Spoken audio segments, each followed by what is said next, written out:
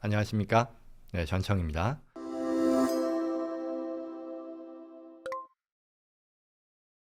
자, 외국인이 부동산을 팔면 판매 금액의 15%를 세금으로 낸다는데요? 라는 그런 주제네요. 안녕하세요. 한국에 계신 저희 부모님이 미국에 부동산을 가지고 계십니다. 그런데 이제 이걸 팔고 현금을 다시 한국으로 보내려고 하는데 에스크로우에서 얘기하기를요. 부모님이 외국인이기 때문에 이 판매액의 15%를 IRS 세금으로 떼야 한다고 하네요. 순이익의 15%도 아니고 이게 무슨 날벼락인가요? 이게 도대체 맞는 말입니까? 라는 그런 질문이에요. 날벼락이라고 생각할 수 있겠죠. 내가 판 가격의 15%. 예를 들어서요. 어떤 상황인지 보죠. 한국인 홍길동 씨가요. 과거에 50만 불에 미국 부동산을 산 거예요. 근데 6년 뒤에 90만 불에 매각한다라고 치죠. 그러면 뭐 성공했죠. 투자 부동산으로서 40만 불 뭐 몇 년 뒤에 번 거니까요. 그러면 90만 불에서 이분이 홍길동 씨가 벌어들인 양도소득은 40만 불인 거잖아요. 그런데 여기서 지금 얘기하는 거는 15%가 순이익 40%가 아니라 이 매도가액의 15%를 내라고 하는 거니까 이게 무슨 말도 안 되는 날강도 같은 그런 법이냐라는 그런 질문이잖아요. 이게 진짜 맞는 얘기냐라는 건데요. 답은 yes and no예요. yes인데 그러나 또한 no다라는 이유는 그렇게 우려할 만한 상황은 아니기 때문에 no라고 얘기하는 겁니다. 자, 그럼 이게 어떤 내용인지 한번 살펴보시죠. 외국인이요. 미국의 부동산을 투자하면 이 Foreign Investment in Real Property Tax Act라 그래서 FIRPTA라고 부릅니다. FIRPTA라고 해서요. 외국인의 미국 부동산 투자에 관한 특별세법 뭐 이 정도가 되겠죠. 이 적용이 됩니다. 그래서 이 경우에요. 15%를 매수자가 원천 징수를 하게 돼 있어요. 앞서 말씀드린 것처럼 90만 불에 외국인 홍길동 씨가 한국인 홍길동 씨가요. 본인이 가지고 있는 부동산을 미국 부동산을 파는 거잖아요. 그럼 이제 에스크로우가 열릴 때 바이어가 있을 거 아닙니까? 그럼 그 바이어가요. 돈을 줄 때 90만 불을 다 주는 게 아니라 90만 불에서 15% 제한 금액을 물론 뭐 에스크로우가 이건 다 하겠습니다만 실제로 이 셀러는 받게 된다는 뜻이죠. 15%라고 하는 90만 불에 뭐 15%니까 뭐 15만 불은 안 되겠죠. 더 적겠죠. 그 금액만큼은 IRS에 내야 되는 거예요. 세금인 거예요. 그런데 do not panic. 이걸로 너무 깜짝 놀랄 필요 없다라는 거죠. 왜? 이건 원천 징수인 거죠. 최종 세액이 아니라는 거예요.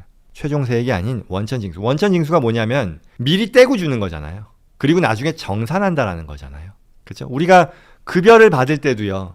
우리가 일할 때 급여를 받으면 다 받는 게 아니라 급여에서 소득세다 뭐 이런 것들 다 떼고 나서 남는 금액만큼을 받는 거예요. 그리고 내가 그 해가 지나고 나서 소득세 신고를 할 때 최종 세액을 계산하고 미리 원천 징수돼서 IRS에 납부된 세액만큼은 기납부세액으로 간주돼서 정산을 하잖아요. 그래서 최종 결정된 세액만큼 기납부세액보다 더 높으면 더 낼 것이고 더 낮으면 덜 내는 거죠. 결국 가장 중요한 건 이런 그 원천 징수액이 아니라 최종 결정 세액이 중요한 거잖아요. 그래서 여기서 FIRPTA라고 하는 그 15%를 원천 징수하는 것은 그 자체로 원천 징수다. 최종 세액이 아니다라는 것을 알아야겠죠. 자, 그럼 이걸 왜 이렇게 할까요? 외국인의 경우는요. 배경은 이럴 거예요. 못 믿어서겠죠.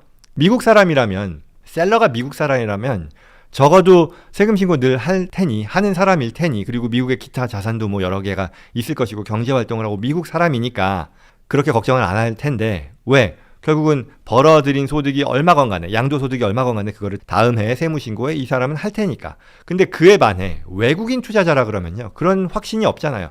아니 외국인 투자자가 90만 불 나 돈 잘 벌었네 하고서 먹튀하면 어떡해요. 세금 안 내고 그냥 그 돈 받고 그냥 사라져버릴 수도 있지 않습니까? 그런 것들을 우려해서 외국인이 매도자인 경우에는 매수자에게 그와 같은 의무를 부과하는 거예요. 15% 원천 징수해라 라는 것이고 또한 그 외국인 매도자에게는요. 그것을 그 해가 지나고 나서 세금 신고를 할 때 기납부세액으로서 나중에 정산할 수 있게 해준다라는 그런 컨셉이라는 겁니다. 외국인의 미국 투자 부동산 매각에 대한 뭐 특별세법이다라고 얘기했는데요. 자, 그렇죠. 그래서 놀랄 것이 아니고 원천 징수니 이후에 바꿔 말하면 이분이요 40만 불이 될 거 아니에요. 홍길동 씨는 그 다음 해에 내가 신고하는 실제 양도소득은 40만 불일 거잖아요. 그리고 여기서 아마도 세율이 15%, 20% 몇 퍼센트 간에 적용이 되겠죠. 그러면 이 금액은 기납부된 90만 불의 15% 원천 징수액보다 훨씬 낮을 거지 않습니까? 그 밖에 뭐 부동산 비용이라던가 에스크로 비용이라던가 이런 것까지 다 감안하면 더 낮아지겠죠. 그러니 미리 낸 거에 대해서 환급을 받게 된다는 그런 얘기죠. 놀랄 건 아닌데 그럼에도 실무상 그래도 난 싫어. 그래도 나는 원천 징수 최소화하고 싶어라고 생각할 수 있죠. 그랬을 때 어떤 방법이 있느냐라고 하면요. 세 가지로 나뉘는데요. 면제가 되는 경우도 있습니다. 그건 언제냐면 판매가액이 30만 불 이하이면서 동시에 판매 후에 이 바이어가요. 매수자가 그 해당 부동산을요.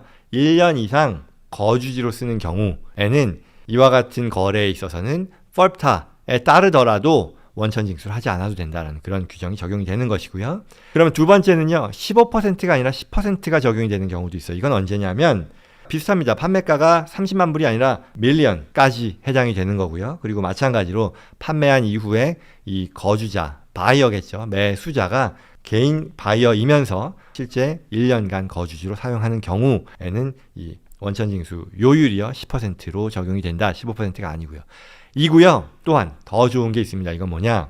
withholding certificate이라는 것을 받을 수 있어요. 이거는 셀러가 실제 거래를 마무리하기 전에 IRS에 8288B라고 하는 양식을 접수해서 허락을 받아야 되는데요. 그렇게 되면 본인이 나는 이 거래를 통해서 내가 산 가격이 얼마고 기타 비용이 얼마여서 실제 소득은 얼마이기 때문에 원천 징수를 15%가 아니라 요만큼만 하면 됩니다. 또는 안 해도 됩니다라는 것을 주도적으로 프로액티브하게 IRS에 먼저 고지하고 이로부터 원천 징수 안 해도 돼요? 또는 낮은 금액만 해도 돼요? 라고 하는 서티피킷을 받는 걸 말합니다.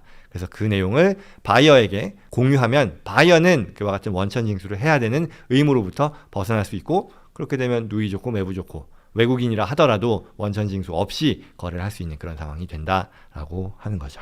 그래서 보면 홍길동 씨가요. 나중에 90만 불에 파는 것이요. 원래는 15% 원천 징수하는 거지만 40만 불 양도소득에 대해서 최종적으로 20% 세금이 나오는 거래라고 치죠. 그러면 원천 징수를 하고 나서 원래는요. 원천 징수를 이렇게 15% 하고 나서 다음 해에요. 홍길동 씨는요. 1040NR이라고 하는 미국 세무신고를 해서 정산을 받는 게 기본 룰일 겁니다. 그러나 앞서 말씀드린 것처럼 그 30만 불이냐 100만 불이냐 그리고 개인 거주지를 따져야겠고요. 그리고 withholding certificate을 받음으로써 이와 같은 상황을 바꿀 수도 있다라는 그런 내용이었습니다.